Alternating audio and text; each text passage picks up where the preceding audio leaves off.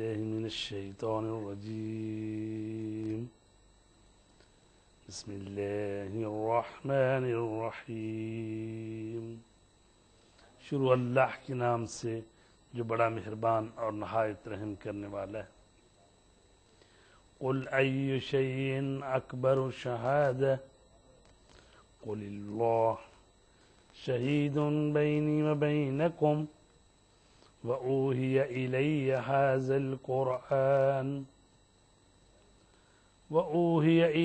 هذا القرآن لأنذركم به ومن بلغ أئنكم لتشهدون أن مع الله إلهة أخرى قل لا أشهد قل إنما هو إله واحد وإنني بريء مما تشركون.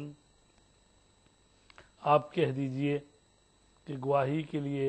سب سے بڑی چیز کیا ہے، اور بتا دیجئے کہ خدا ہمارے اور تمہارے درمیان گواہ ہے، اور میری طرف اس قرآن کی وحی کی گئی ہے تاکہ اس کے ذریعے میں تمہیں اور جہاں تک یہ پیغام پہنچے سب کو ڈراؤں. کیا تم لوگ گواہی دیتے ہو کہ خدا کے ساتھ کوئی اور خدا بھی ہے؟ تو آپ کہہ دیجئے کہ میں اس کی گواہی نہیں دے سکتا، اور بتا دیجئے کہ خدا صرف خدا واحد ہے اور میں تمہارے شرک سے بیزار ہوں. الذین آتیناہم الکتاب یعرفونہ کما یعرفون ابناءہم الذین خسروا انفسهم فهم لا یؤمنون. جن لوگوں کو ہم نے کتاب دی ہے وہ پیغمبر کو اسی طرح پہچانتے ہیں جس طرح اپنی اولاد کو پہچانتے ہیں، لیکن جن لوگوں نے اپنے نفس کو خسارہ میں ڈال دیا ہے وہ ایمان نہیں لائیں گے. وَمَنْ أَظْلَمُ مِمَّنِ افْتَرَى عَلَى اللَّهِ كَذِبًا او کذب بآیاتہ انہ لا یفلح الظالمون. اس سے زیادہ ظالم کون ہو سکتا ہے جو خدا پر بہتان باندھے اور اس کی آیات کی تکذیب کرے؟ یقیناً ان ظالمین کے لیے نجات نہیں ہے. وَيَوْمَ نَحْشُرُهُمْ جَمِيعًا ثُمَّ نَقُولُ لِلَّذِينَ أَشْرَكُوا أَيْنَ شُرَكَاؤُكُمُ الَّذِينَ كُنْتُمْ تَزْعُمُونَ. قیامت کے دن ہم سب کو ایک ساتھ اٹھائیں گے، پھر مشرکین سے کہیں گے کہ تمہارے وہ شرکاء کہاں ہیں جو تمہارے خیال میں خدا کے شریک تھے. ثُمَّ لَمْ تَكُنْ فِتْنَتُهُمْ إِلَّا أَنْ قَالُوا وَاللَّهِ رَبِّنَا مَا كُنَّا مُشْرِكِينَ.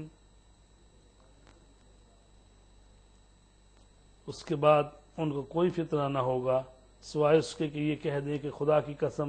ہم مشرک نہیں تھے. انظر کیف کذبوا علی انفسهم وضل عنهم ما كانوا يفترون ومنهم من يستمع إليك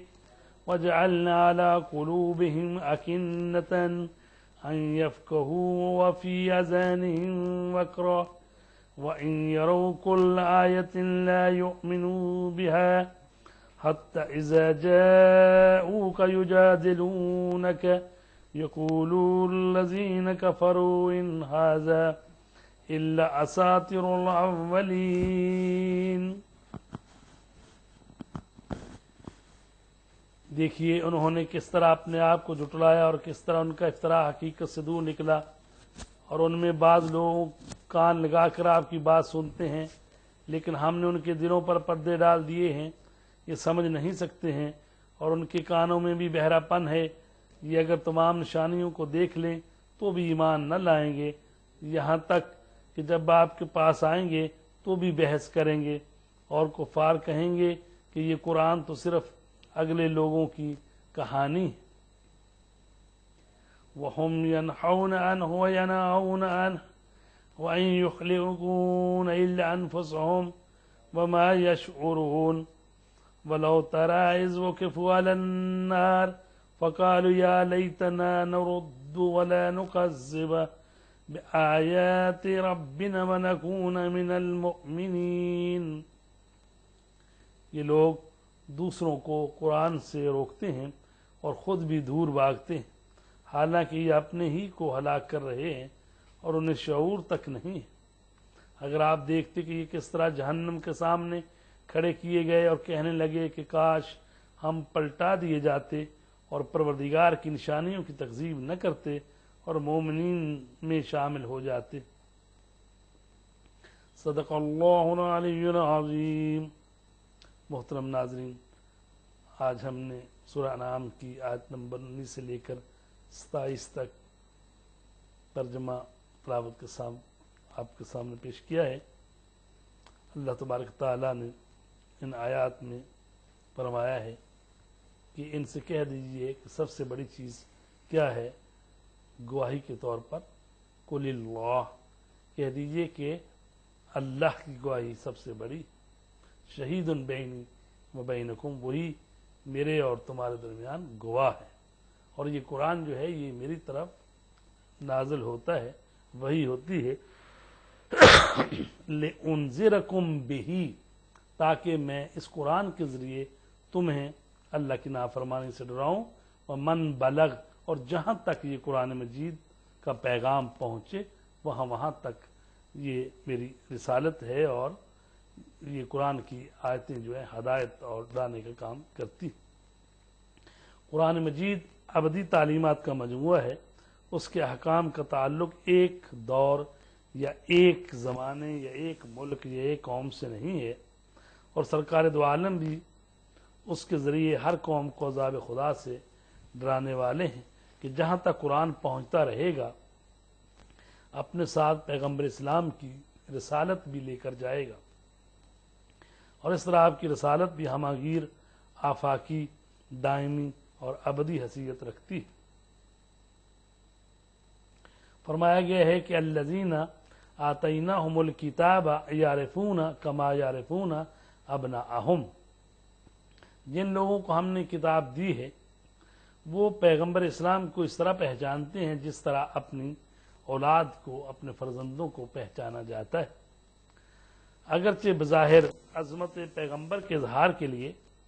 اولاد کی بجائے باپ دادا کا ذکر ہونا چاہیے تھا، لیکن یہ بلاغت قرآنی ہے کہ اس نے اولاد کا ذکر کیا ہے تاکہ دنیا کو متوجہ کیا جا سکے کہ باپ دادا کا معاملہ اتنا یقینی نہیں ہوتا جس قدر اولاد کا مسئلہ یقینی ہوتا ہے، اور کفار بھی اولاد کے معاملے میں زیادہ یقین رکھنے والے تھے، چاہے انہیں اپنے آباء و اجداد کے بارے میں کوئی علم نہ رہا ہو۔ تو فرمایا یہ نہیں ہے کہ یہ پہچانتے نہیں ہیں رسول کو، یہ اس طرح سے رسول کو پہچانتے ہیں جس طرح سے لوگ اپنی اولادوں کو پہچانتے ہیں، تو لہٰذا یہ جانتے بوجھتے ہوئے پیغمبر کا انکار کر رہے ہیں، اور ان کی کتابوں میں بھی درج ہے، پیغمبر کی نشانیاں سب آ چکی اور یہ سب لوگ جانتے ہیں۔ فرمایا گیا ہے کہ ان میں سے بعض لوگ ایسے ہیں جو کہ کان لگا کر سنتے ہیں،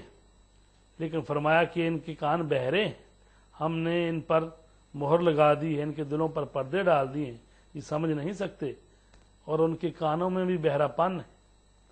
یہ اگر تمام نشانیوں کو دیکھ لیں تو بھی ایمان نہیں لائیں گے۔ شرارت اور شیطنت کے حربے کس قدر لامحدود ہیں اس کا اندازہ کرنا مشکل ہے۔ کفار مشرکین قرآن مجید کی فصاحت و بلاغت کا جواب نہ لا سکے تو یہ الزام لگانے لگے کہ اس میں ہے کیا، یہ تو صرف کہانیوں کی ایک کتاب ہے کہ جس میں پہلے لوگوں کے قصے اور کہانیاں لکھی ہوئی ہیں۔ ظالموں نے یہ بھی سوچنے کی زحمت نہیں کی کہ کہانیوں کا انداز اور ہوتا ہے اور قرآن کریم کا انداز اور ہے، اسے کسی رخ سے کہانی کا نام نہیں دیا جا سکتا، یہ عبرت، درس اور معجزہ کا ایک بہترین مرکہ ہے جس سے انسان اپنی زندگی میں انقلاب عظیم پیدا کر سکتا ہے۔ فرمایا وَلَوْ تَرَىٰ إِذْ وُقِفُوا عَلَى النَّارِ فَقَالُوا يَا لَيْتَنَا نُرَدُّ وَلَا نُكَذِّبُ بِآيَاتِ رَبِّنَا وَنَكُونَ مِنَ الْمُؤْمِنِينَ۔